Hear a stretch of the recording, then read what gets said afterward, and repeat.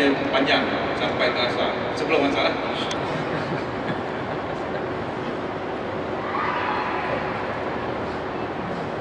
Assalamualaikum warahmatullahi wabarakatuh. Alhamdulillahilladzi arsala rasulahu bil huda wa dinil haqq liyuzhirahu 'ala ad-dini kullihi wa kafaa billahi shahida. Wassalatu wassalamu ala asyrafil anbiya'i wal mursalin sayyidina Muhammadin wa ala alihi wa sahbihi ajma'in. Amma ba'd. Yang saya muliakan Tuan Pengerusi Majlis, yang juga saya muliakan barisan kepimpinan Pertubuhan Ikram Negeri Selangor, imam-imam Masjid Negeri di Shah Alam ini, barisan tekan kuasa Masjid Negeri Shah Alam, sahabat-sahabat tersayang Rasulullah Muhammad tak PTV nampak dengar ini, Pak Uti, dan juga tuan-tuan dan puan-puan, hadirin dan hadirat yang dihormati lagi dimuliakan. Alhamdulillah, lagi sekali kita bersyukur kepada Ilahi yang mengizinkan pertemuan di petang yang permai ini. Izinkan saya yang kerdil merakamkan jutaan terima kasih kepada pihak penganjur, iaitu Ikram Negeri Selangor, yang sudi mengundang Dr. Daniel berbicara tentang tajuk yang penting sebenarnya untuk diri saya dan kita semua berkaitan dengan dakwah dan berkaitannya dengan persiapan kita, insya-Allah. Yang terpampang di hadapan itu tajuknya dakwah kontemporari. Lebih kurang samalah dengan tajuk yang diberikan Ikram Negeri Selangor. Saya terpaksa menggunakan modul yang ada, dan izinkan saya juga mengatakan modul ini baru sempat dibentangkan di Singapura. Saya menggunakan modul yang sama, tak sempat diubah, tapi saya merasakan konsepnya sama, insya-Allah. Sebelum kita menerokai tajuk ini, mari sama-sama kita ingatkan diri kita tentang tujuan kita berpuasa di musim Ramadan yang mulia ini.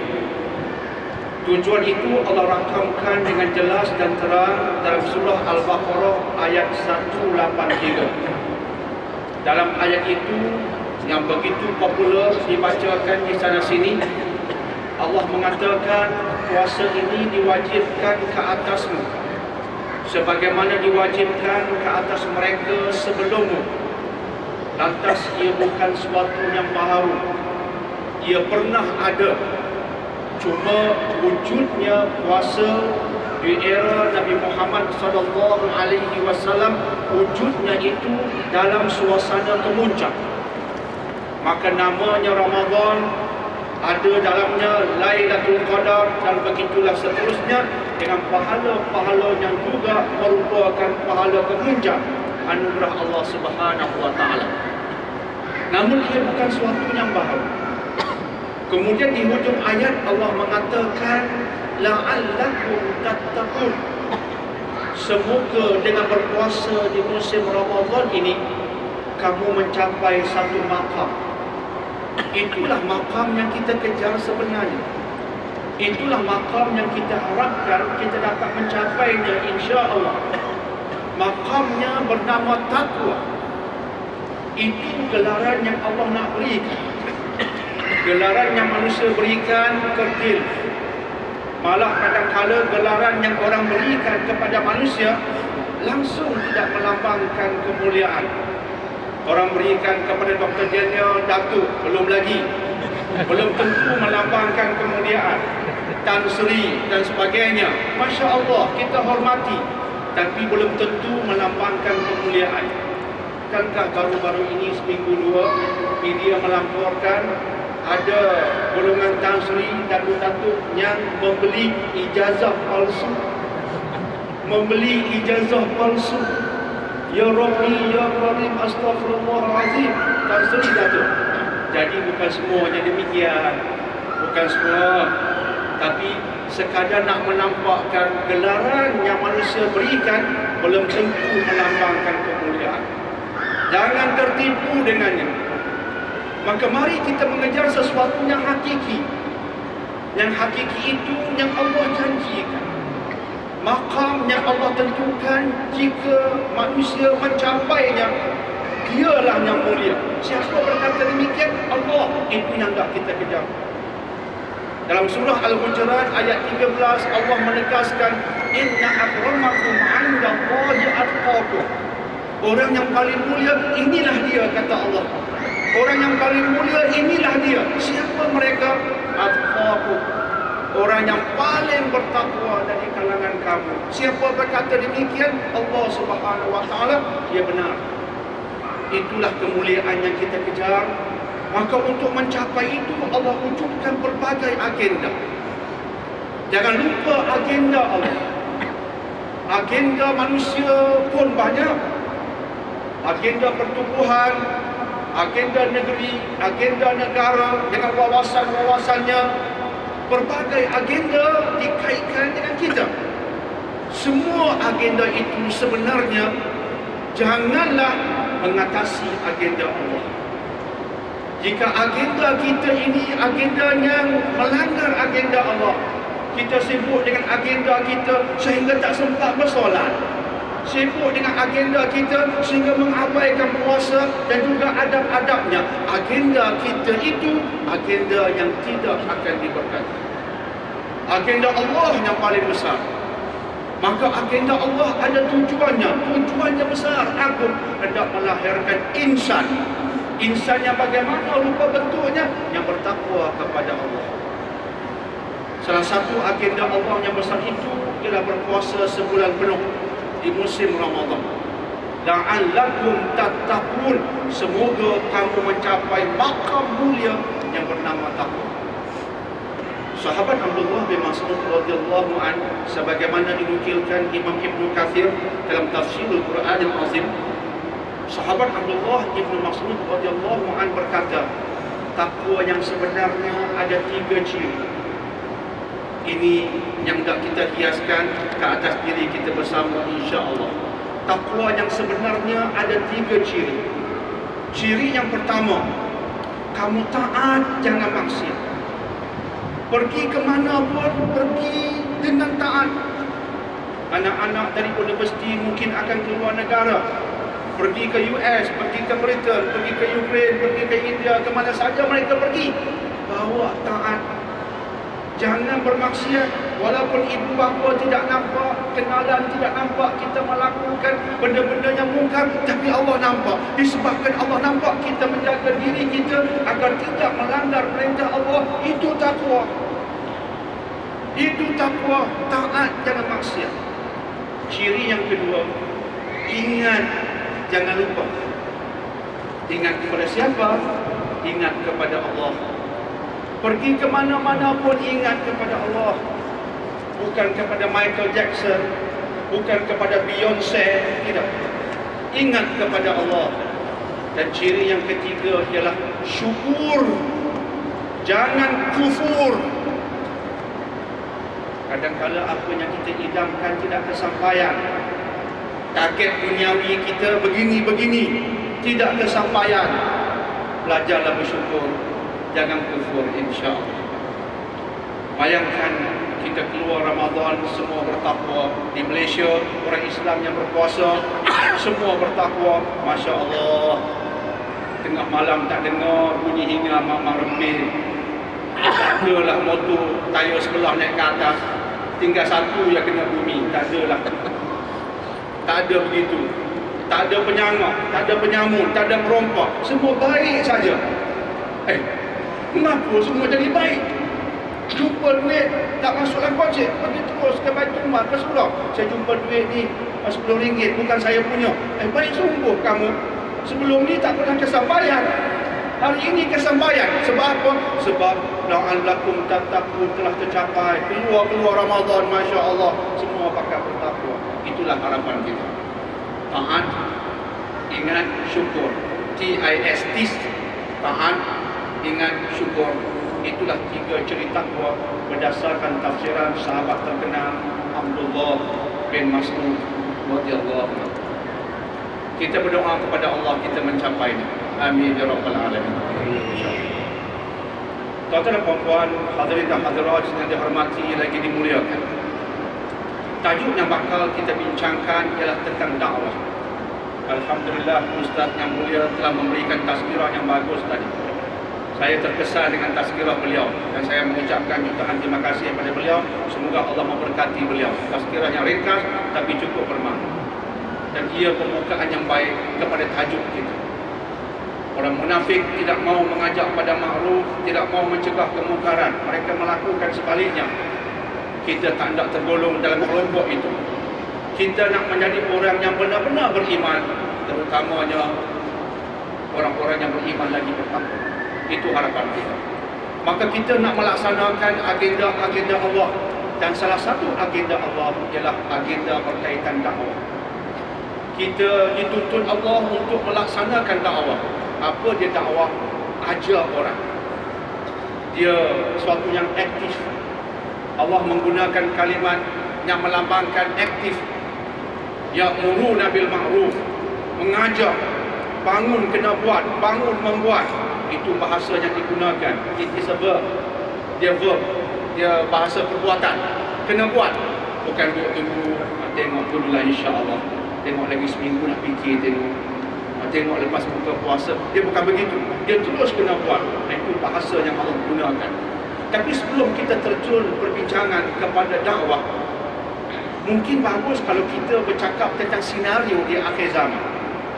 Sebab Quran dan Sunnah di samping membicarakan tentang umat terdahulu, di samping membicarakan tentang umat Islam yang wajib melaksanakan sebahagian agenda, Quran dan Sunnah juga bercakap tentang the future. Apa maksud the future? Al-Quran dan Sunnah juga bercakap tentang masa akan datang. Perkara belum berlaku, akan berlaku, pasti berlaku, tunggulah. Ini bahasa the future. Dan antara perkara yang berkaitan dengan bab itu berkaitan dengan tanda-tanda hari kiamat. Tanda-tanda kecil banyak. The minor signs of kiamat. Tanda-tanda kecil kiamat banyak. Tanda-tanda besar, hadis Muslim mengatakan 10. Tentang Dajjal, Ya'juj dan Ma'juj, terbitnya matahari, turunnya Nabi Isa, tenggelam di 3 tempat, campur-campur semua 10. Itu tanda-tanda besar, tapi kebanyakannya belum datang. Cuma tanda-tanda kecil. Tanda-tanda kecil dia terbalik. Hampir kesemua sudah datang. Kejahilan berleluasa. Lelaki suka memakai sutra. Zina berleluasa. Minuman arak berleluasa.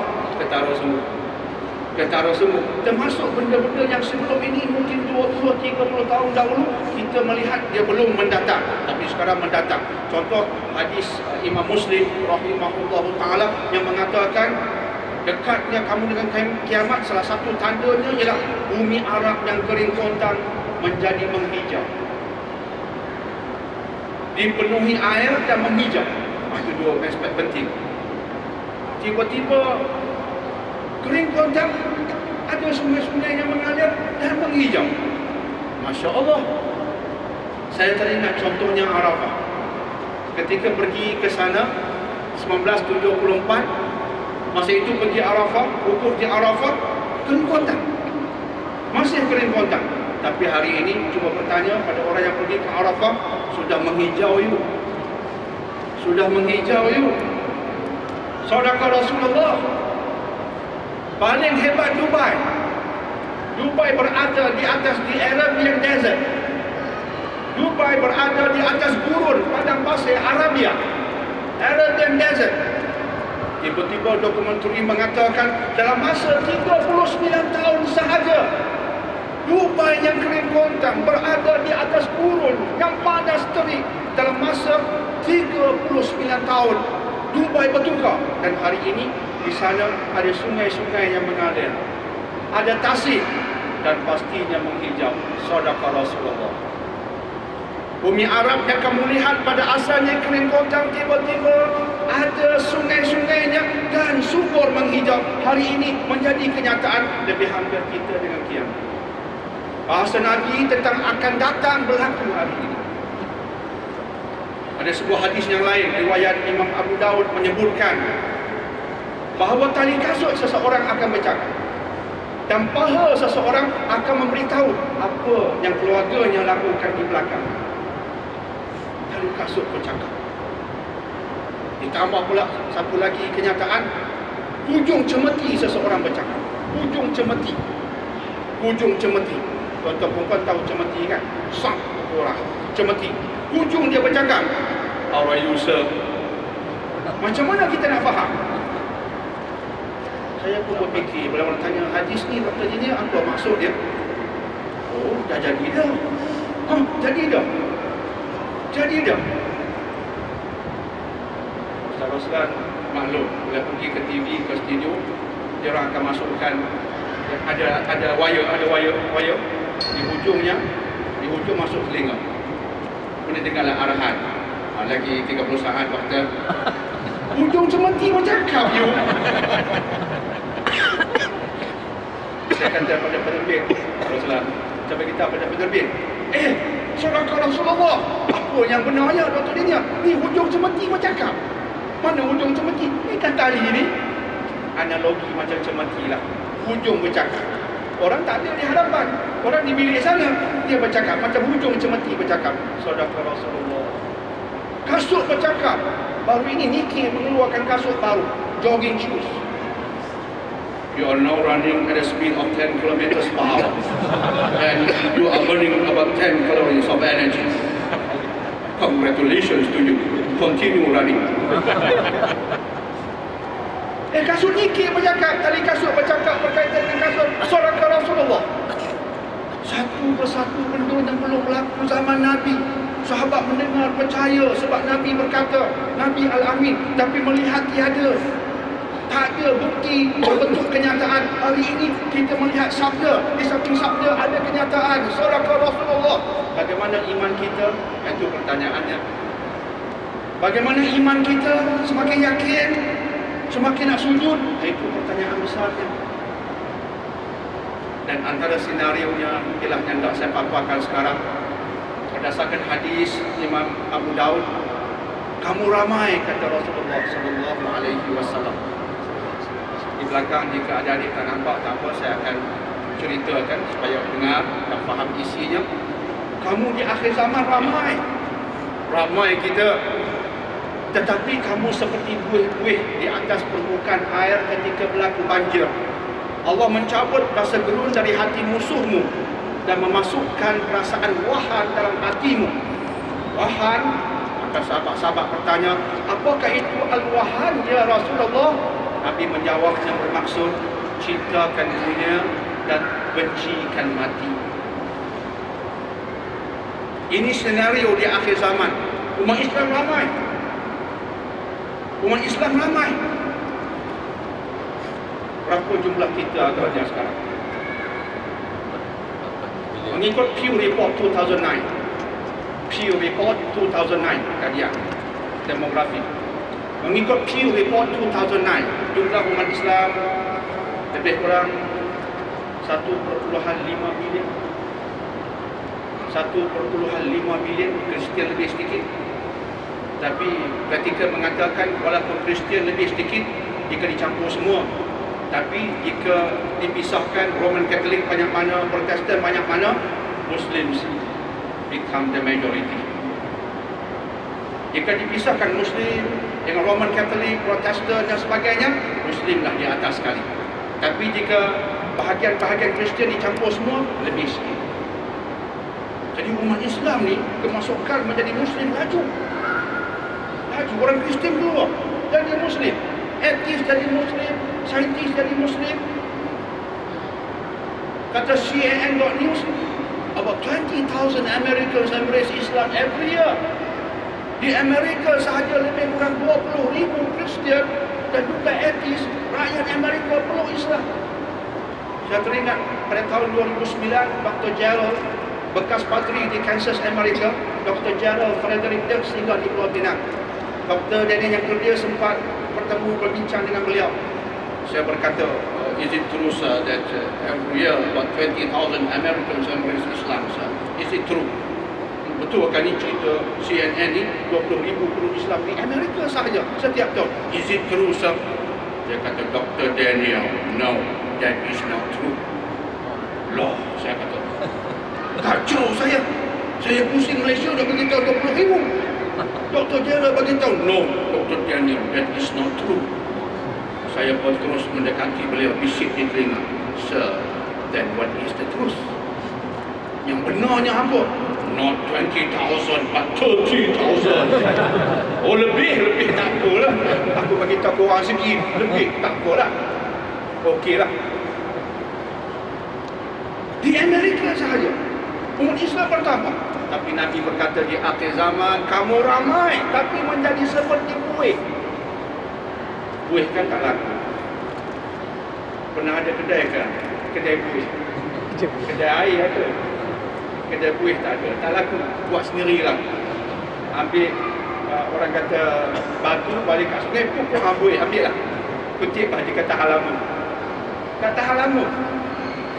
Lah, Nabi kaitkan umat Islam seperti buih. Astagfirullah. Tak kuat. Tak laku. Ramai, tak ada kualiti. Maka pendakwah hari ini berdepan dengan isu ini. Isu berdasarkan hadis Nabi. Isu umat kualitinya rendah, kata Nabi alaihi salatu wassalam seperti buih. Bagaimana nak kita tingkatkan kualiti umat? Ini perkiraan. Senario yang berikutnya, kata Nabi, kamu akan mengikut orang-orang sebelummu sejengkal, sehasta, sehingga apabila mereka memasuki lubang-lubang biawak, kamu akan turut memasuki lubang-lubang biawak. Nabi, ini pun cerita tentang umat di akhir zaman. Nabi gunakan kalimat la tattabi'unna, ujungnya ada nun sabdu. Ujungnya ada nun sabdu. La tattabi'unna, maksudnya pasti, garanti. Garanti di akhir zaman kamu akan mengikut golongan sebelummu sejengkal, sehasta. Sehingga apabila mereka memasuki lubang-lubang biawak, top, kamu juga akan memasuki lubang-lubang biawak. You masuk lubang biawak mana tadi? Kami nak masuk lubang biawak tu jugalah. Jadi begitu umat Islam. Dan sahabat bertanya, sahabat terkejut, begitu jadinya orang Islam di akhir zaman. Siapa dia orang yang akan dituruti sedemikian rupa itu ya Rasulullah? Nabi berkata, al-Yahudi wan Nasara. Faman, siapa lagi jika tidak Yahudi dan Nasara? Budaya mereka akan kita contohi. Sekaligus hadis kedua menceritakan tentang umat. Ada setengah mengatakan umat biawak. Nampak tak apa sedang nak tengok musim Ramadan. Umat Pak turut membuta tuli, mengikut saja. Orang pakai baju berlubang di pusat, dia pun nak berlubang di pusat juga. Pakai seluar berlubang kat kepala lutut, nak berlubang kat kepala lutut juga. Atas sikit tak boleh, mesti kepala lutut. Be specific. Ya Rabbi, itu umat akhir zaman. Itu senario kedua, umat rendah kualiti jadi patut. Dan ketiga, ini mencabar. Nabi SAW menceritakan tentang pendakwah di akhir zaman. Tapi apa cirinya? Tentang pendakwah di pintu neraka. Pendakwah ini, Nabi guna kalimat du'at. Du'at ni pendakwah. Kita akan tertipu. Mereka menyeru, nak ajak orang umumnya ke arah kebaikan. Tapi Nabi berkata, kamu jaga, kamu hati-hati. Mereka pendakwah di pintu neraka. Pendakwah ini pendakwah di pintu neraka. Dia ajak, kamu ikut pun humbal masuk neraka. Inilah pendakwah min abwabi jahannam. Du'atun min abwabi jahannam. Jangan lupa kalimat ini. Du'atun min abwabi jahannam. Du'atun min abwabi jahannam. Du'atun min abwabi jahannam. Pendakwah dari pintu neraka. Dia ada seruannya. Dia ada falsafahnya. Nampak macam orang Islam. Nampak macam baik.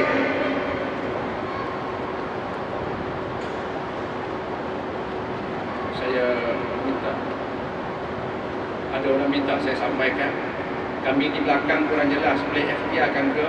Jadi tazkirah jelas. Kami minta boleh ikhtiarkan. Boleh kita buat insya-Allah. Insya-Allah buat sementara tak kena atas supaya banyak insya-Allah ya. tasbih nanti Allah bantu insya-Allah. Allah ikhtiarkan, Allah akan tolong kita ikhtiarkan insya-Allah. Di samping itu jika tak dengar, apa boleh kita buat? Marilah ke tempat yang boleh dengar insya-Allah. Jadi formulanya senang. Datang ke depan sini insya-Allah ya. Jadi berusahalah untuk dengar insya-Allah. Jangan tak dengar. Nak buat macam mana? Qada dan qadar. Berusahalah ke tempat yang boleh dengar insya-Allah. Ruang masih ada insya-Allah. Itu cadangan saya untuk penyelesaian jangka pendek. Dia pendakwah min abwabi jahannam, tunggu di pintu neraka, kita ikut dia masuk neraka. Nampaknya siapa ya? Alhamdulillah bukan ikram insya-Allah. Bukan ikram insya-Allah. Nampaknya siapa? Kita tanya-tanya kita. Pendakwah hari ini yang bawa kita ke pintu neraka. Ini perlukan berbincang. Ini perlukan perbincangan. Tak ada jawapan dari doktornya, tapi hadisnya ada. InsyaAllah. Itulah senario ni. Jadi untuk mengenali dakwah yang tak betul, tafsiran Quran yang terbapas, dia guna ayat Quran, tapi bagaimana dia bawa ayat Quran tu?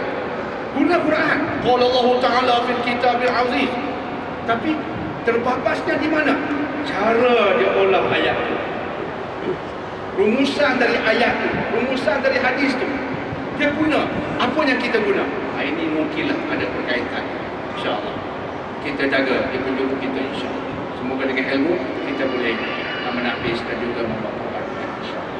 Maka ini antara senarionya agaknya rasanya mencabar. Tuan-tuan perempuan rasa agak mencabar. Umat seperti buih, ada pula penyeru kita nak menyeru, ada pula kawan-kawan yang nak menyeru, tiba-tiba mereka nak pendakwah dari pintu neraka. Lah, dengan umat nak kita teka, dengan pendakwah nak kita teka, mencabar ya. Mencabar ya. Itu senario kita. Jadi kena gembeling tenaga untuk sama-sama kita maklumi, dan kita harapkan sudah pastinya yang penting mendapat bantuan daripada Allah Subhanahu Wa Taala. Allah lah yang penting, bantuannya lah yang kita cari. Lantas nak berdakwah, ada orang berkata, ini tak layak lah. Ini bukan ustazah. Ambil bidang fisioterapi. Bukan ustaz. You know, I want to become a chemist. Syariah is not my line. Syariah is not my line. My line is, chemistry. I'm a chemist. Saya bukan berdakwah. Loh, macam tu pula dah rumusannya. Jadi kita nak fahami diri kita, betulkah dakwah ini hanya boleh digerakkan oleh golongan tertentu saja? Pertamanya kita nak bercakap berdasarkan Ali Imran ayat 110, kuntum khairu ummatin, kamu semua khairu ummatin, sebaik-baik umat yang dikeluarkan bagi manusia. Kuntum, ada ulama mengatakan semua sahabat, tapi pendapat yang paling kuat mengatakan semua umat, semua yang beriman, kamu semua. Tak ada pengecualian, tak ada. Allah tak kata ustaz ke ustazah, tak, kuntum, all of you, kesemua kamu umat yang terbaik. Dengan syarat kamu melaksanakan 3 agenda ini. Nak jadi umat yang terbaik kena melaksanakan 3 agenda ini. Apa dia? Pertama, ta'muruna bil ma'ruf, ajak manusia buat baik. Yang kedua, wa yanhauna 'anil munkar, cegah dari munkar. Yang ketiga, wa tu'minuna billah, tunjangnya iman kepada Allah. 3 agenda besar. Tunjangnya iman. Dan kemudian kamu ajak manusia pada makruf, cegah munkar. Itu ada berkaitan dengan dakwah? Jawapannya ialah ya. Ajak kepada makruf, cegah munkar, tunjangnya iman, kita lakukannya kerana dia, kerana Allah. Itu penting. Kerana dia, kerana Allah. Kamu berdakwah kerana apa? Kerana dia. Itu penting. Dengan itu kamu, kuntum, all of you, kata Allah, semua kamu sebagai satu umat, kamu khairah ummah, kamu sebagai satu umat terbaik. Jadi tidak boleh dan tidak benar kalau kita mengatakan, bidang sains, bukan berdakwah. Salah. Setiap penjuru memerlukan pendakwah muslim dan muslim. Ya, ada kemampuan yang berbeza, ya. Kemampuan mungkin berbeza, ya, betul. Tapi kena ada aktiviti. menjurus kepada dakwah.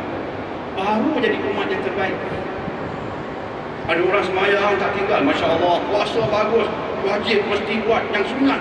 Ada puasa Isnin Khamis, tilawatul Quran rajin. Tapi apa berlaku dalam masyarakat, saya tak kisah.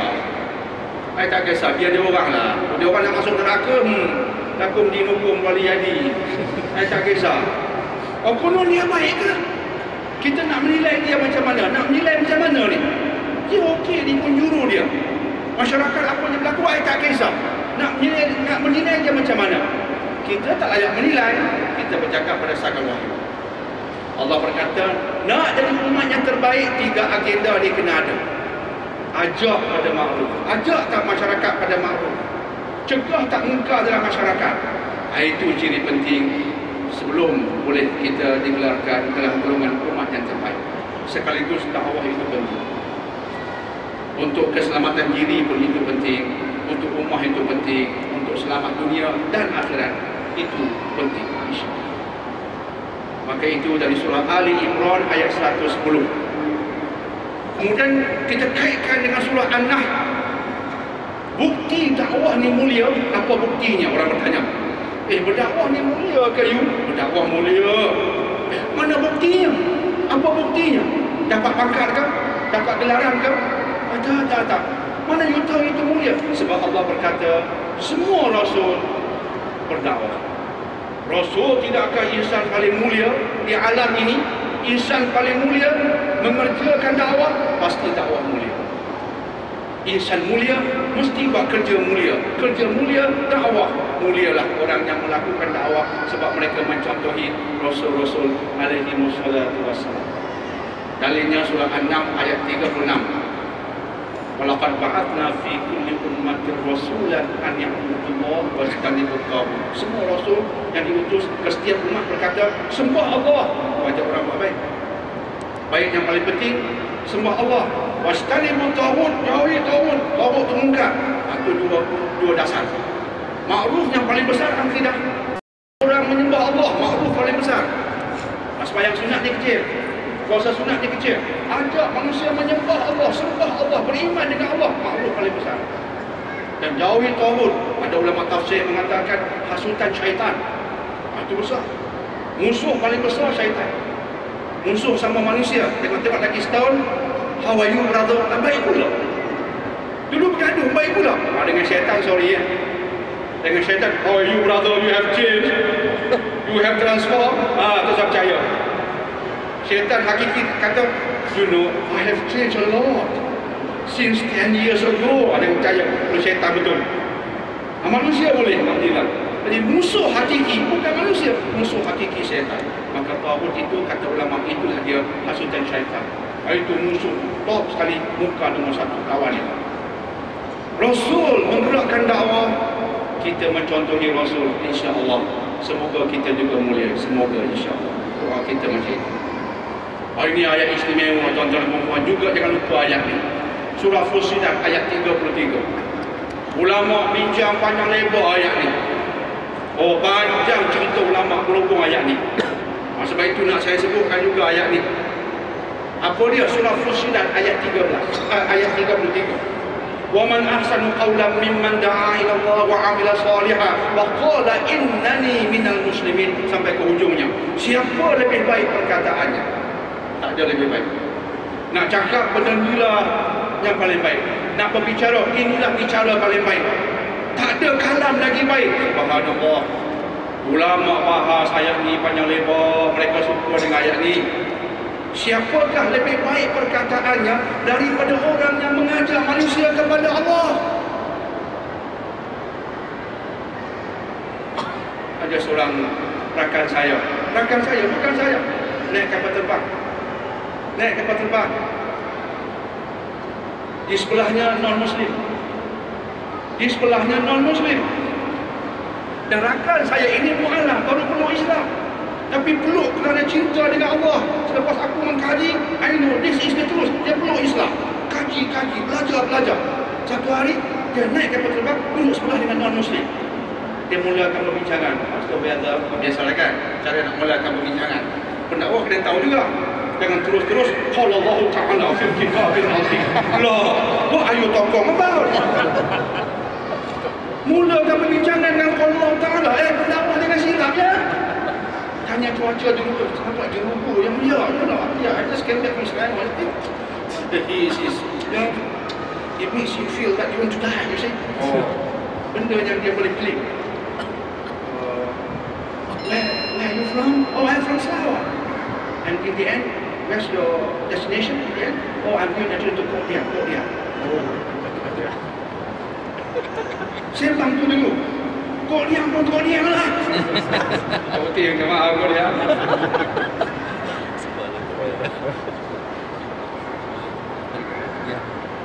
Akhirnya datang benda berat bincang. Orang tu buka pintu. What's your name? Sebut nama dia. Tapi ada depan tu Muhammad. Oh, you are Chinese Muslim? Yes. Tanya pasal Islam. Dia sermah. Atas kapal terbang cerita pasal Islam. Sampai di lapangan terbang, hamba Allah nak mengucap. Oh, saya dengar cerita tu, saya terduduk. Subhanallah, ya akhi, subhanallah. Allah loves you. Nak kata apa lagi? Allah loves you. Aku ni tak tahu lagi, tapi Allah loves you insyaAllah. Siapa lebih baik perkataannya daripada orang yang mengajak manusia kepada Allah? Siapa? Mengajak ke situ. Kemudian dia sendiri beramal soleh. Dia sendiri ikut sempoi. Bukan ajak, jom kita pergi semayang. You macam mana? InsyaAllah. KIV. Loh. Saya masuk tariqah, ambil ijazah dengan seorang dikatakan wali mursyid. Ini cerita 30 tahun dulu. Masuk tariqah. Ada seorang ahli tariqah senior. Tariqah sama, dia senior. Dia bahas bahawa Allah lebih terror dari saya, senior. Masuk maghrib, pergi bertemu guru kami, mursyid. Masuk maghrib, saya pun yang ta'if, nak semayang maghrib.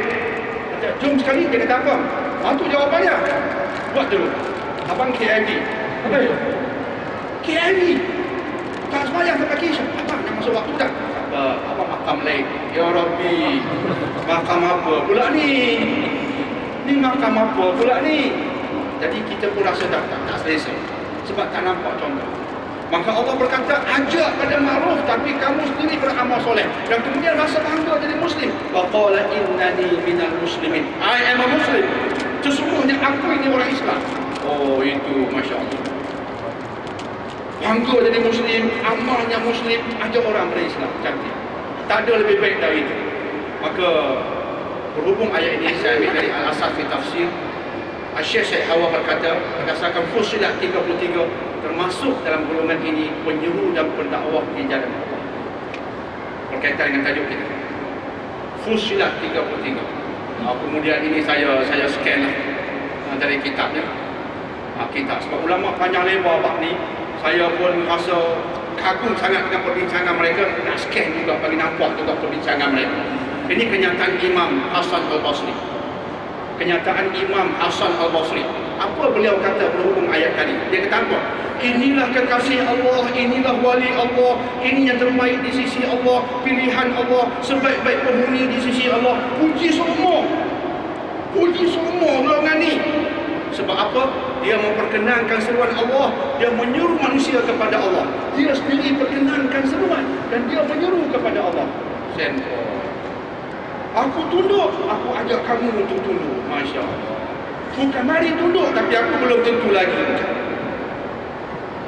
Aku buat baik, aku ajak kamu berbuat baik. Masya Allah.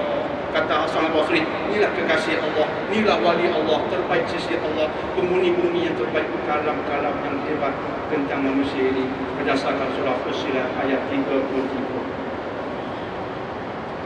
Tuan-tuan perempuan pendakwah ni mulia tak? Kira bahasa Arab. Allah, Ustaz Roslan dalam bacanya Arabnya.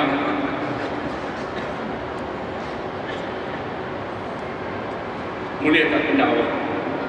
Mulia kan? Siapa pendakwah? Kuntum semua kamu. Jelas? Mulia tak dakwah? Kita dah yakin tapi kita kena yakin dengan nas, dengan dalil, dengan hujah. Yakin bukan, you yakin dasarkan apa? Oh, tak tahulah lagi. Jangan. Oh, Fussilat 33, An-Nahl 36, Ali Imran 110. Ada tafsir Hasan Al-Basri, Syekh Awal Al-Asas fi Tafsir, Tafsirul Quran Al-Azim Ibnu Katsir. Itu penting. Keyakinan berasas. Masya Allah. Boleh ya? Alhamdulillah. Orang tak mau berdakwah macam mana? Oh, ada ancaman. Ancaman ada.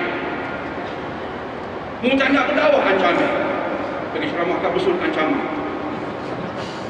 Pergi ceramah kat besut, ancaman. Sebelah dia Pasir Mas, ancaman. Ancaman. Jangan silap apa doktor. Sini ancaman, situ ancaman. Ancaman. Maaf lah tak bertebaran. Oh, tak nak berdakwah, ada ancaman. Ya. Jangan main-main. Oh, tak boleh dah tidak berdakwah, tak boleh. Tak boleh dah mengabaikan dakwah, tak boleh. Cannot. Maka berdasarkan Imam Tirmizi taraf hadisnya Hasan, Nabi SAW bersabda yang bermaksud, demi Allah, kami bersungguh. Penting ni. Wallahi, demi Allah, hendaklah kamu mengajak kepada ma'ruf dan hendaklah kamu mencegah kemungkaran. Dan jika tidak dilakukan, amar ma'ruf nahi munkar, jika tidak dilakukan, akan datang kepadamu balasan siksaan daripada Allah. Ada balasan siksaan daripada Allah dalam masa terdekat. Hari benda mungkar, tak pada yang penting aku semayang, aku puasa, biarlah benda mungkar berlaku, biar. Ada ancaman. Akan datang siksaan daripada Allah dalam masa terdekat. Dan ketika itu kamu semua angkat tangan berdoa, Ya Rab, Ya Rab. Allah tak kabulkan doa. Ya Rabbi, ad-doa mukhul ibadah. Doa ibu ibadah. Apa lagi yang kita boleh buat? Banyak benda kita tak boleh buat, banyak benda tak boleh kita capai. Doa kita boleh buat, insya-Allah. Ini penjuru kita. Lepas solat doa, cara individu, cara jama'i, doa. InsyaAllah kita boleh buat. Semoga Allah makbulkan. Tiba-tiba doa itu tidak makbul. Apa lagi yang ada tuan-tuan dan puan-puan? Mengapa doa tak makbul? Sebab kamu tengok pada muka, kamu diam. Kamu boleh merancang sesuatu, kamu diam. Ramai di Malaysia kafir non-Muslim tak kenal Allah, kamu masih boleh diam. Jiran kamu non-Muslim Arumukum Billah, jiran kamu Rajiko, jiran kamu Yap Katong, jiran kamu Nicholas tak kenal Allah, kamu bagi kat dia tom yam, kamu bagi kat dia cendol, kamu tak bagi kat dia pengenalan tentang Allah. Tunggu azab, kata Allah, tunggu. Jadi kita bagi tom yam bagus dah, bagi Cina cendol bagus dah. Kemudian birthday dia. When is your birthday, Nicholas? Oh, next month, September. Don't forget that. Memang, I will not forget. Tulis. Semua ada iPad, tablet, apa-apa. Antaranya nak tulis ini untuk dakwah. Tak tergesa-gesa. Bukan terus-terus bagi. Allah Ta'ala kita sebutkan tadi. Bagi cendol dulu. Birthday, a simple memento from me, a simple gift. Buka chocolate Cadbury. Oh, this is my favorite Cadbury. Bawah dia, buku Dr. Daniel Islam dan Misunderstood Religion. Buku Zakir Naik, 20 questions asked by non-Muslims. Buku Ahmad Didat, Who is Allah? Contohnya. Selit di bawah. If you can read the book, minta izin lah. Of course! But first I have to finish a Cadbury first. Buku pun satu wasilah dakwah. InsyaAllah. Jika kamu abaikan ancaman yang azab. Pernahkah Zainab binti Jahsy bertanya pada Rasulullah alaihi salatu wasalam berdasarkan hadis Muslim? Nabi tidur, terkejut. La ilaha illallah, kata Nabi. Muka merah, kata Zainab binti Jahsy. Hadis ini terkenal di dalam Sahih Muslim. La ilaha illallah, apa berlaku? Allah tunjukkan kepadaku benteng dinding Ya'juj dan Ma'juj dah pecah besar ni. Sama Nabi. Dinding Ya'juj dan Ma'juj pecah besar ni. Nabi isyarat macam itu. Mengikut hadis, periwayat hadis. Nabi isyarat macam itu. Besar ni. Pecah besar ni. Zaman Nabi. Sekarang agaknya pecah besar mana? Walaupun simbolik, tapi penting. Dan Nabi kata kecelakaan menanti Arab. Arab ini kecelakaan menanti dia. Sebab Ya'juj dan Ma'juj nak keluar dah ni. Baru pecah besar ni. Tak lama lagi Arab akan kacau bilau. Sekarang kita nampak dah petanda tu. Arab, Nabi sebut khusus Arab. Kalau saya baca hadis ni, saya bulatkan Arab berapa kali. Arab ya. Kemudian Zainab binti Jahsy terkejut. Sebab Zainab binti Jahsy menyedari ramai Arab yang bagus. Maka Zainab binti Jahsy bertanya satu soalan capu emas. Ya Rasulullah, anuh laku wa fina salihun? Anuh laku wa fina salihun? Allah akan hancurkan kita semua, sedangkan masih ada dari kalangan kita yang soleh. Ada lagi ramai soleh nak hancurkan juga. Nabi kata apa? Naam, ya. Yang soleh pun kena, yang soleh pun hancur, yang soleh pun terbunuh, yang soleh pun menderita, yang soleh pun menjerit menangis. Ya, walaupun masih ada yang soleh pun kena. Tapi ada klausul. Ada klausul. Mengapa itu berlaku? Bukan semena-mena. Idza kathural khubth. Bila kemungkaran sudah berleluasa. Maksud yang soleh dia kira dia saja soleh, tapi membiarkan kathura khubth. Kathura itu banyak, berleluasa. Bila Allah timpakan azab, berdasarkan hadis ni, yang baik-baik pun kena. Lantas bila kita berdakwah, kita juga nak selamatkan diri kita sebenarnya. Nak selamatkan diri kita juga sebenarnya. Di dunia dan di akhirat. Bila disebut azab, bukan satunya yang baik dalam Islam. Akan ditimpakan azab kepadamu. Bukan satunya enak. Bukan satunya Allah suka. Maka kena membuat apa yang Allah suka. Apa dia? Berperanan. Lantas bila kita berperanan, jangan lupa ya, bukan kerana I bagus daripada you, tidak. I lebih hebat dari you lah. Tak. Astaghfirullahaladzim. Kalau kita berdakwah bukan kerana kita hebat dari orang lain, kita bagus, kita ahli syurga, belum itu semua belum berhenti. Yang kita buat ni kenapa? Kerana Allah SWT. Dengannya semoganya aku terselamat dari azab Allah. Apa paling kurang? Paling kurang. Buat kerana dia. InsyaAllah ya. Baik. Hukum kita jelas ya. Saya terus pergi kepada hadis Muslim, tak payah saya panjang lebar. Nabi berkata, man ra'a minkum munkaran. Man, Nabi guna bahasa man. Man bahasa Arab, anybody. Siapa-siapa saja. Siapa lihat mungkar, cegah dengan tangan. Dia ada kemampuan, ada kuasa. Bagi contoh, tak mampu dengan lisan, paling lemah dengan hati. Wa dzalika adhaful iman. Mungkar dibenci dengan hati, bagus, tapi selemah-lemah iman. Yang paling orang kena ada yang tu. Sebab dia selemah-lemah iman. Tengok mungkar, semua kita kena benci dulu. Dan itu wajib. Dalam kitab-kitab dibahaskan, ini wajibun. Yang lain ikut kemampuan. Yang ni tak ada maaf bagimu. Apa dia? Aku bencilah benda mungkar. Bencilah kena ada. Tak ada itu, mana pergi imannya. Waliyahzubillah. Sebab benci mungkar itu selemah iman. Ulama sepakat, ini wajib kena ada. Benci mungkar di hati mesti kena ada. Yang lain ikut kemampuan. Tak mampu, tak ada kuasa, punya lisan, ikut kemampuan dia. Syariat ambil kira kemampuan, benar. Tapi ada benda dasar yang kita semua kena sepakati. InsyaAllah.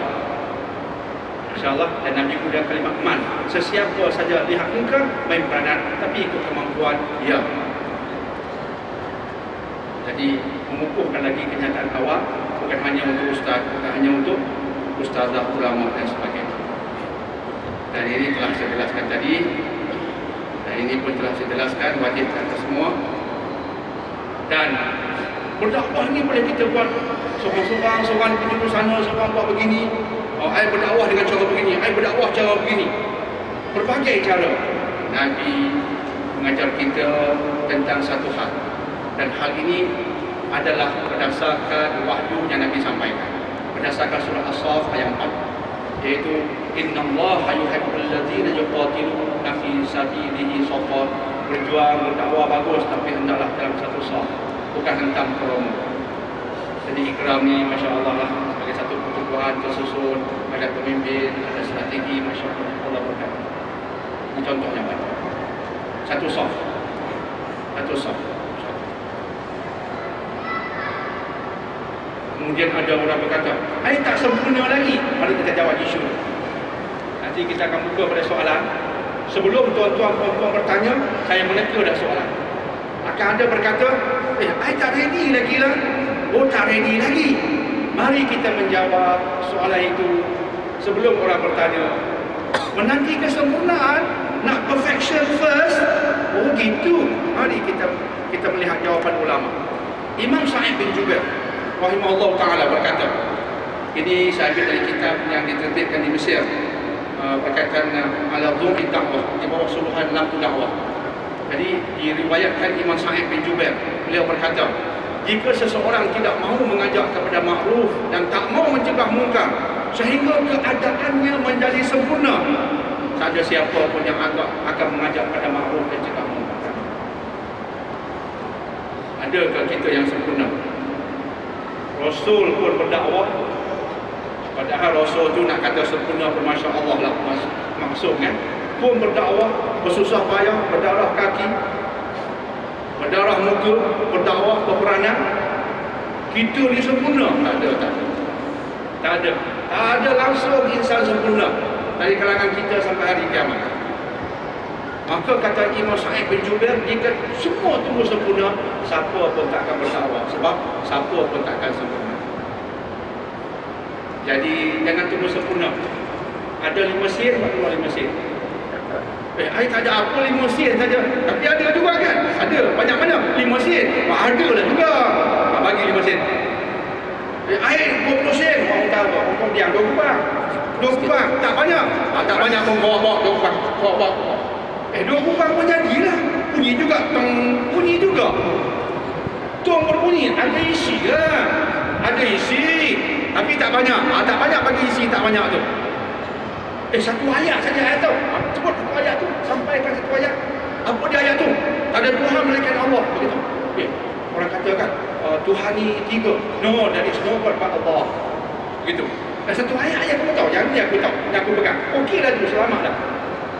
Takkan kita tahu satu ayat. Kita tahu ribuan ayat.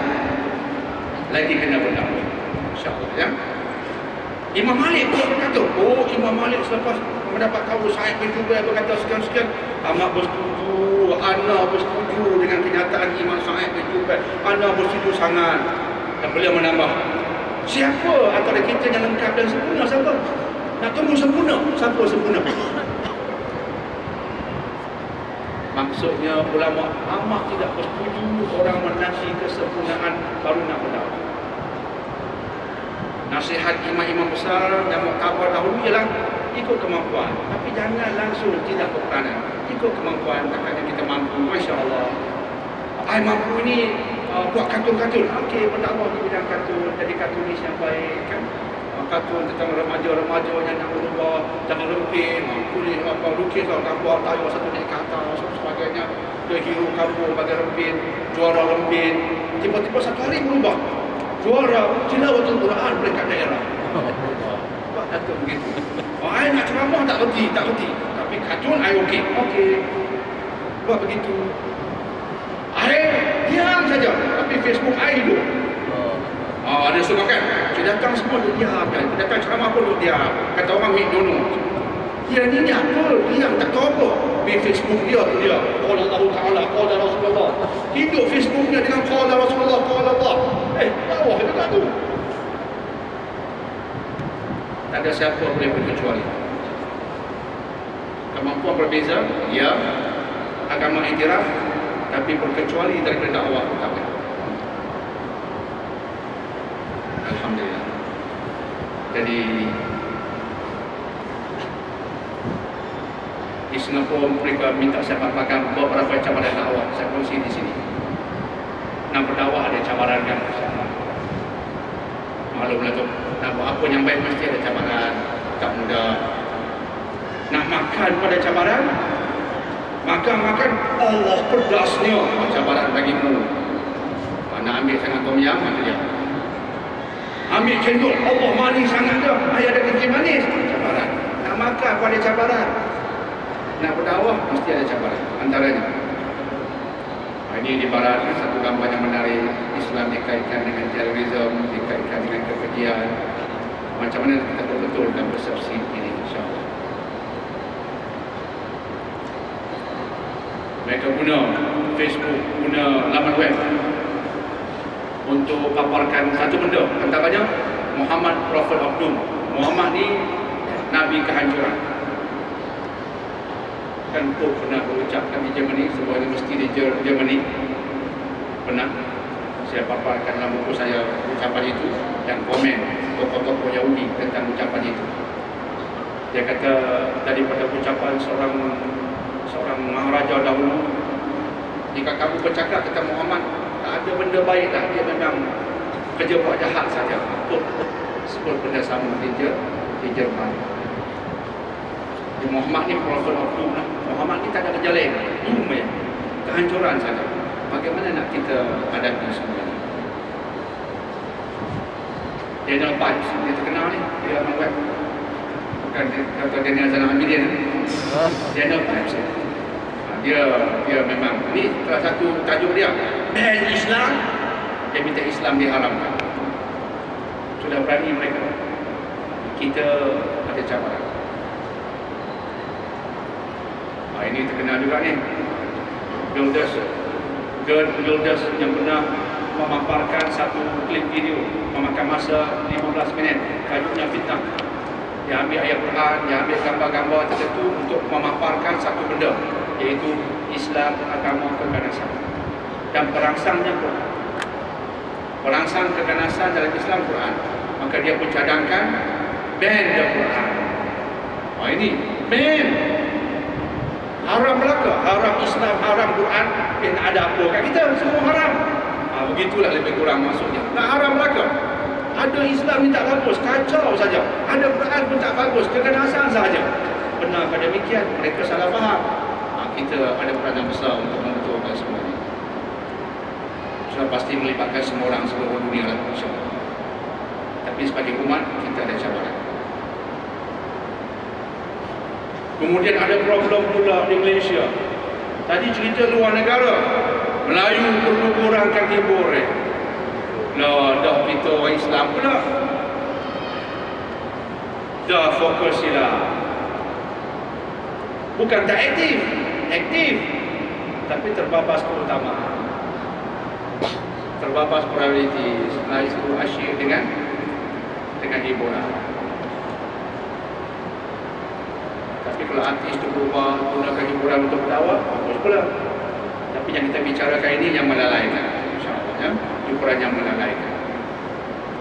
Jadi apa yang perlu kita buat ya, sebelum kita masuk ke cabaran? Apa perlu kita buat? Ini nak saya fokuskan dengan 2-3 riwayat yang penting. Pertama, saya mengutip daripada kitab Alamat Du'ayyah Tariq Da'wah oleh Muhammad Jamil Ghazi, terbitan Jeddah. Maka dalam kitab itu diriwayatkan kalam hebat oleh Imam Sufyan Ats-Tsauri. Imam Sufyan Ats-Tsauri berkata, jangan kamu ajak kepada ma'ruf. Jangan ini sebagai suatu peringatan. Jangan seseorang mengajak kepada ma'ruf dan jangan mencegah kemungkaran, melainkan jika ada padanya 3 ciri. Pertama, lemah lembut dengan apa yang disuruh dan dicegah. Bagi cakap agresi tak boleh. Yang kedua, adil dengan apa disuruh dan dicegah. Kena adil. Kalau orang Melayu buat silap, kena kata orang Melayu buat silap. Jangan kena aku Melayu semua betul. Jangan begitu, InsyaAllah. Yang ketiga, berilmu. Lemah lembut, adil, berilmu. Itu kenyataan Imam Sufyan Ats-Tsauri sebagai persiapan penting kepada kita. InsyaAllah kita semua nak berdakwah. Itu persiapan. Lemah lembut, adil, jangan berat sebelah, dan kena ada ilmu. InsyaAllah.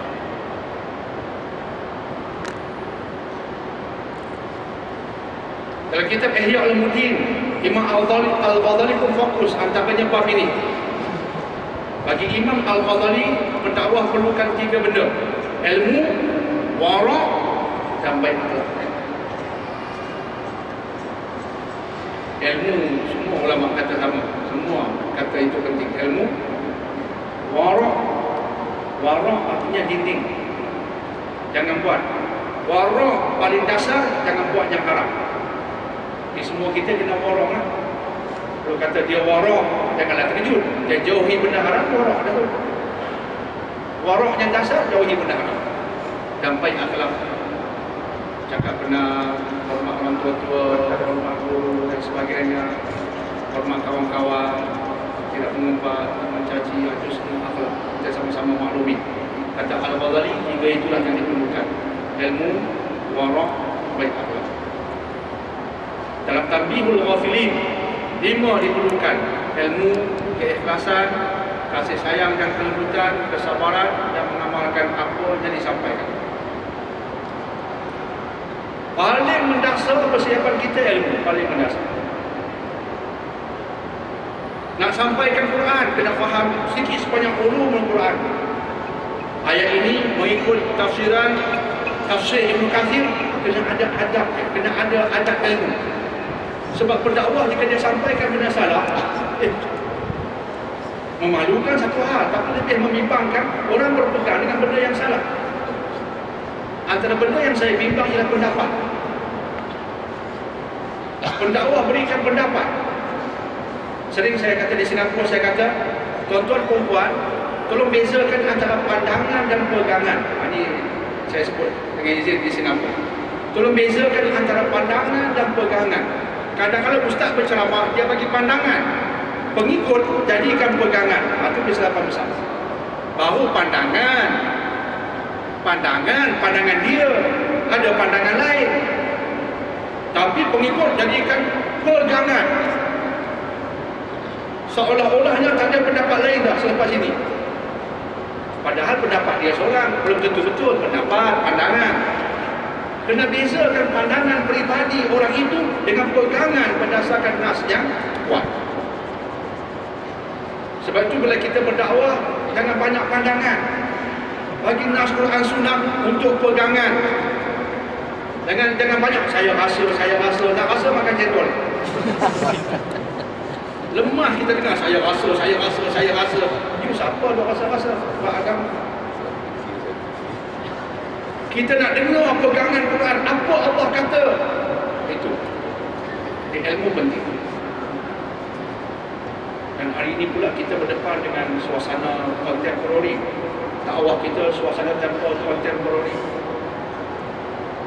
Dan cerita satu pengalaman ketika bercakap Jabatan Mufti Negeri Kelantan anjur pertama kalinya satu simposium Quran dan Sains. Kemudian yang kemudian diminta bentangkan satu kertas kerja. Rakan saya dari UKM pun dijemput dan kemudian dirasmikan. Ketika perbincangan itu ada seorang menyampaikan pengalaman dia ketika berada buat masters di UK. Saya buat masters di UK. Dan supervisor saya, dia kata Padri. Supervisor saya Padri.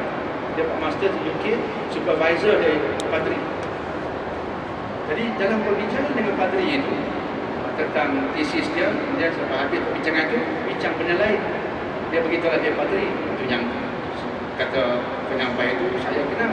Akhirnya dia Padri. Dia kata sekarang di barat, dia kata seseorang sebelum jadi Padri dia kena ada Bachelor of Science dulu. Di barat katanya, Padri itu bagi tahu. Sekarang it's difficult to become a priest in the West nowadays. Why sir? Sebab belum boleh menjawab jabatan Padri kena ada Bachelor of Science dulu. Lepas itu baru ambil ilmu tambahan. Mengapa kena ada sains dalam otak Padri? Sebab nak berhadapan dengan suasana kontemporari. Oh, dewan dah ke depan. Kami sedang berhadapan dengan etis, dengan saintis, orang yang otaknya kritikal, yang mengkaji tentang benda-benda baru, dan dia nak tanya apa agama sebut tentang benda ini, dan dia nak tunjuk agama itu tak betul. Jadi kami kena lahirkan padri yang faham sains untuk berdepan dengan orang ini. Jadi itu ibarat kita macam mana ya? Teruslah ada tokoh datang, kita cadangkan kurikulum di Malaysia ni kena ubah. Yang ambil agama ada bidang-bidang kontemporari, yang ambil bidang sains ada agama dia kena ubah. Kita cadangkan itulah ada tokoh yang datang, insya-Allah. Nak semasakan dakwah. Tapi ilmu yang asasnya ilmu yang kita fahamlah, Quran Sunnah itu dasar. Tapi nak kembangkan ilmu, insya-Allah. Ilmu itu penting. Yang kedua penting, kita nak rumuskan tadi semua pendapat ulama tadi. Yang kedua penting ialah akhlak. Ilmu akhlak yang disebutkan ulama sebagai kasih sayang, kelembutan, itu semuanya akhlak, adil, akhlak. Yang ketiga penting berkaitan juga dengan akhlak, tapi kita khususkan sebab dia atas ikhlas. Kerana Allah. Dan yang keempatnya sabar. Dia juga akhlak, tapi kita keluarkan cara khusus sebab dia penting menonjol sana. Ikhlas, sabar, akhlak secara umum, dan akhirnya yang kelima mengamalkan apa yang kita sampaikan semampu. InsyaAllah. Itulah persiapan. InsyaAllah ya. InsyaAllah. Alhamdulillah sampai ke penghujung dah Ramadan, tak boleh ceramah panjang. Tambah pukul 3, pukul 4. Sebab ramai yang akan tafakur dan tadabbur. Tafakur, mari kita bertafakur, tak payah suruh dia buat dah.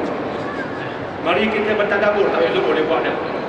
Tadabbur apa tak tahu, Allahu a'lam bissawab. Tapi isyarat tu ada tunjuk menegur lah, tadabbur lah penuhnya. Jadi mencabar semua kan. Nanti kita akan masuk pada soalan, insya-Allah.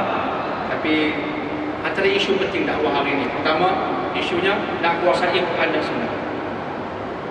Peringatan untuk saya yang kedua, nak kuasai Quran dan Sunnah. Alhamdulillah. Pendakwah asasnya Quran Sunnah. Nak ajak orang pada Allah, nak ajak orang pada agama, Quran Sunnah lah sumbernya.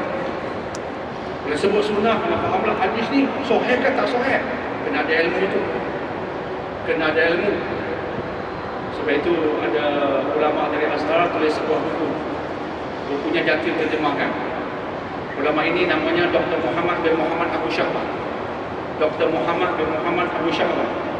Bukunya Jatil terjemahkan, terjemahannya bertajuk Hadis-hadis palsu dan Israiliyat dalam kitab-kitab tafsir. Di Singapura saya wajibkan ustaz-ustaz khatam buku itu. Hadis-hadis palsu dan Israiliyat dalam kitab-kitab tafsir. Dalam mukadimah buku itu, ulama ini Dr. Muhammad bin Muhammad Abu Syahbah berkata, seringkali aku mendengar tutup khatib pendakwah naik atas mimbar membaca hadis palsu untuk diperdengarkan kepada umum.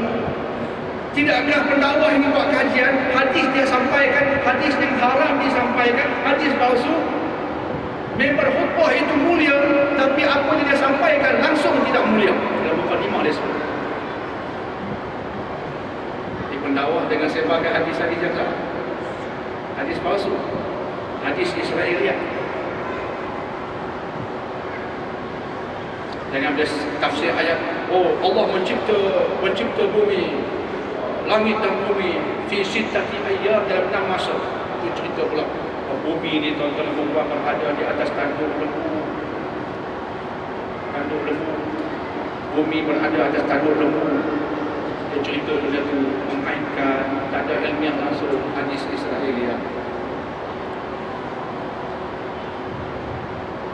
InsyaAllah ya, itu cabaran. Yang kedua, dakwah non-Muslim. Kita dalam masyarakat majmuk, memang majmuk itu penting. Non-Muslim agak ramai. Saya dari Pulau Pinang, non-Muslim lagi ramai di segi sebab. Kiri kanan non-Muslim. Saya pula duduk di pulau, non-Muslim kiri kanan. Kalau ada musyawarah doktor, non-Muslim kiri kanan. Mana fikir nak sampai ke Islam macam mana dengan mereka ni, nak ambil kesempatan. Ambil kesempatan. Dekat raya dah ambil kesempatan, dah siap dah kuih-kuih. Kuih dah siap dah untuk non-Muslim. Nanti pagi-pagi dia nak selit apa pula. Tahun lepas bila sambut Maulud, kami tak buat ceramah. Di Pulau Pinang pertubuhan, kami wujudkan pertubuhan dakwah non-Muslim, tak buat ceramah. Tak berminat buat ceramah. Kita berminat buat apa? Itulah kita sediakan kategori buah limau, kemudian buku Profesor Ramakrishna Rao. Profesor Ramakrishna Rao kan peluk Islam dari Mysore. Profesor hebat di India, dia peluk Islam selepas mengkaji Nabi Muhammad. Selepas mengkaji sejarah Nabi, dia peluk Islam dan dia tulis satu buku kecil tentang siapa Rasul ini, hebat sungguh. Dan dia menulis pada asalnya dari kacamata non-Muslim, kemudian berubah jadi Muslim. Buku beliau itu kita cetak dan kita edarkan masa program Mauludil Rasul. Kita pusing di kedai, jumpa non-Muslim. Sir, are you interested to know about Muhammad? No. Ada di Malaysia ada satu kumpulan, no sahaja. Tapi pelancong dari barat, yes please. Yang dari barat cuba senang. Pergi ke Georgetown, dia orang akan pergi ke tempat-tempat tertentu, kita tunggu saja. Are you interested sir to read the book concerning Muhammad? Yes of course, yes please. Dengan pelancong cukup mudah, dengan yang tempat tadi susah sikit. Dia tak percaya kat kita. Jadi itu cabarannya, insyaAllah. Tapi kena hidupkan. Yang ketiga, meletakkan isu umat pada perspektif yang betul. Isu Wahabi, Salafi, Madhabi, sekularisme, pluralisme, ini isu-isu semasa. Dalam umat pun tak selesai. Salafi, Wahabi, Dr. Daniel Wahabi. Loh, ada satu kelompok kata, ini Dr. Daniel Wahabi. Saya pun tengok senyum. Nama saya kan Daniel, bukan Abdul Wahab. Yang you panggil saya Wahabi, buat apa? Saya bukan Abdul Wahab. Wahab tu Wahabi lah. Saya Daniel ni, Pak Pelawak. Benda besar kita Pak Pelawak, bagi senyum pasal gaduh. Doktor dia orang kata Wahabi. Ceritakan kat saya, apa itu Wahabi? Okey, bagi definisi kat saya, apa itu Wahabi? Allahu a'lam bishawab. Oh, yang tu Allah, you Wahabi pun tak tahu, tuduh dia tahu. Di umat ini, umat yang tahu menuduh, tak tahu apa benda yang dia tuduh. Tuduh dulu, itu fikir kemudian. Wahabi dia, apa Wahabi? Oh, nak kena fikir dulu. Tapi dah kena dah sama Allah tu. Jatuh tergedang dah. Kena KO dah. Baru fikir, aku tunggu dia pasal apa? KO dah sama Allah tu. Kena tuang air akan muka dia. Jadi kita kena cermat di sini. Kena faham Wahabi ni apa benda. Betul kan sesat? Salafi ni apa benda pula?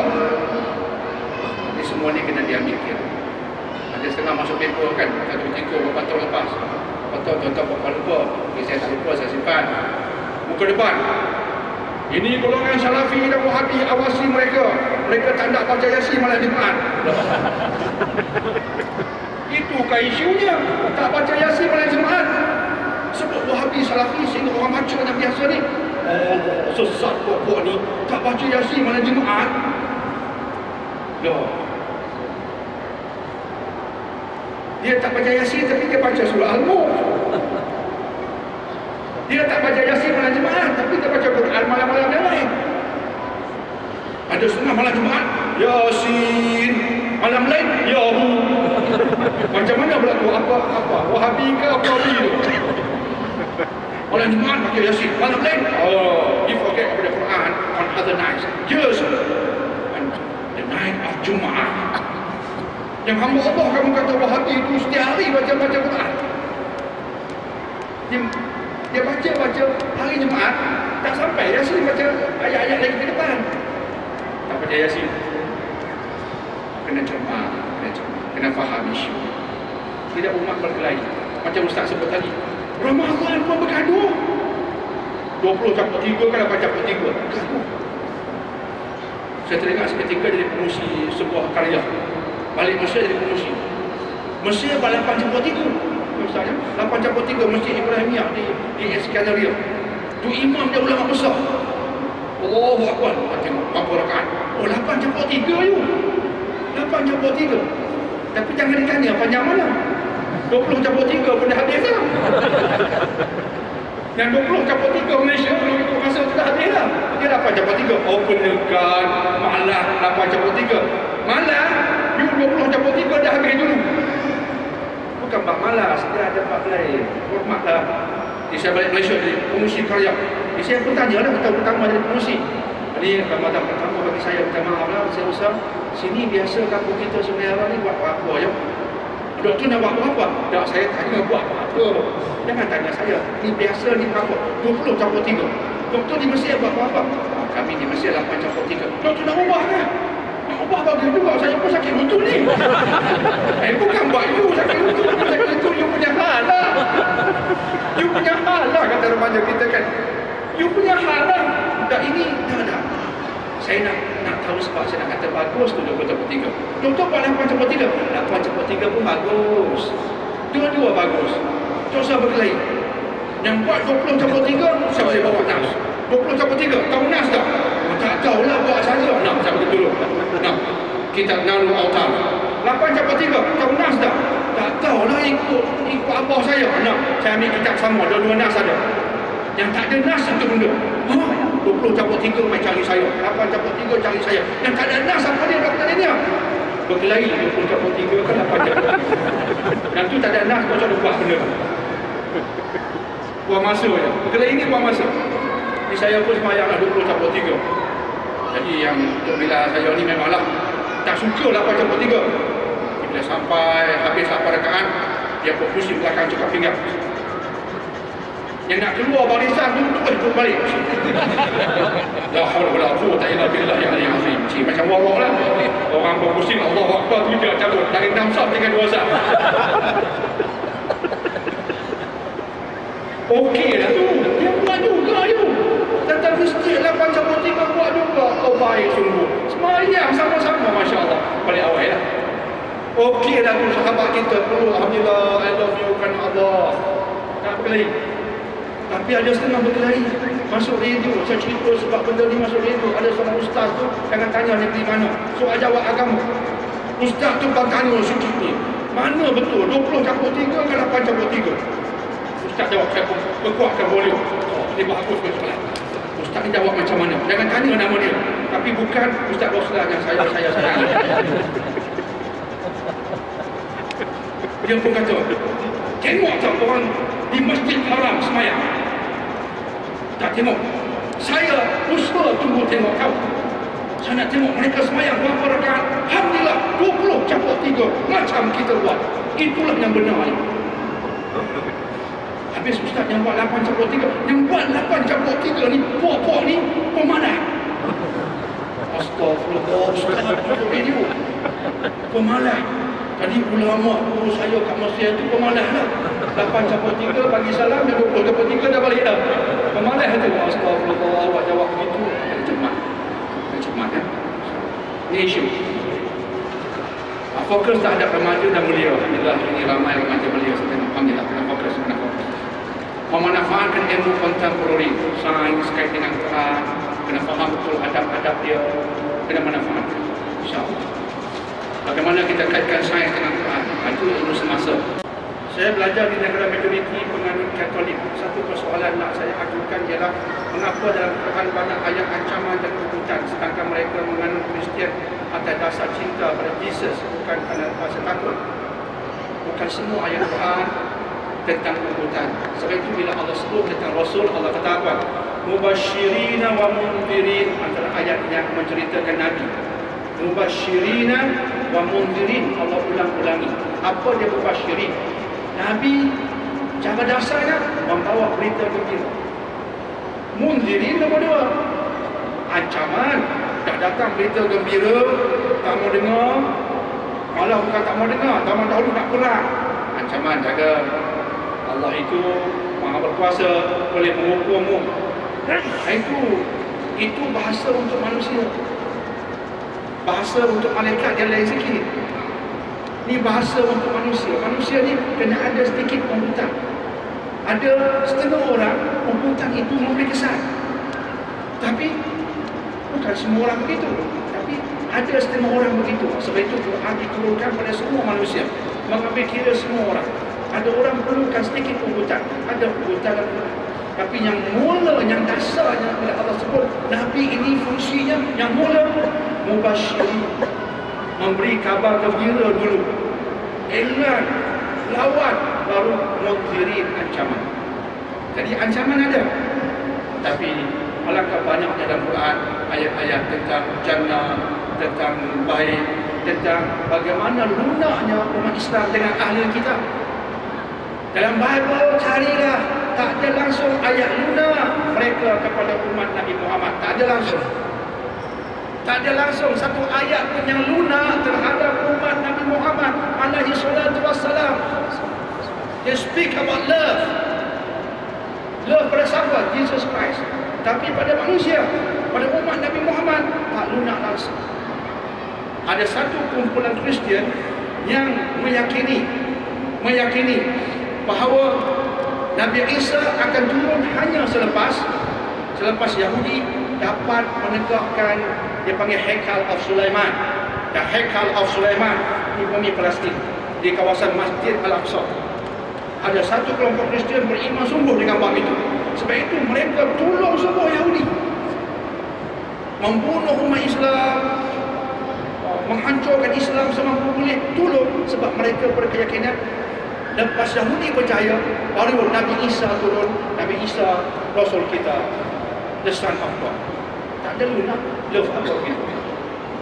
Tapi dalam Quran, umat Islam panggil Kristian Yahudi dengan kalimat lunak. Ya ahlal kitab. Tak panggil pun kafir. Ya ahlal kitab, wahai saudara-saudara yang mendapat kitab macam kami. Sebut tentang love, itu bahasa love. Kami sayang pada kamu, wahai ahli kitab. Kamu dapat kitab macam kami dapat kitab, wahai saudara kita. Itu kan bahasa cantik. Bahasa mereka terhadap kita dan bahasa langsung tak ada lunak. Itu perbandingan, insyaAllah ya.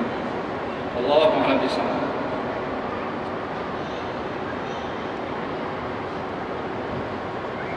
Ada berapa isu konflik? Terima kasih atas lecture kita sama-sama. Ada berapa isu konflik?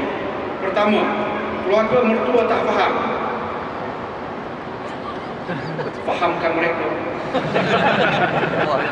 Lah, doktor dijawab mudah sangat. Memang ada jawapan yang mudah, tak perlu dipersulitkan. Memang ada jawapan mudah, tak payah susah-susah. Fahamkan mereka. Macam mana caranya? Kita hidup dengan berdua. InsyaAllah kita kenal apa dia suka, apa dia tak suka. Tapi kaedah ulama tadi, kaedah umum yang saya nak ulangi, lemah lembut. Ulama ulangi itu cukup relevan tambah kita dengan keluarga kita, dengan mertua kita. Macam mana pun mereka tak betul, macam mana pun dia saudara terdekat dengan kita, lemah lembut lah. Jangan tengok dengan mata yang tajam kan. Contohlah kan, ada mata ni tak pakai tudung kan, Masya Allah. Bila keluar pergi tarawih, masuk masjid baru pakai. Keluar masjid, panas lah, buka balik. Nak pergi beli baju Aidil Fitri, lagi buka. Lakum dinukum waliyadin. Janganlah sikit lakum dinukum waliyadin. Janganlah begitu.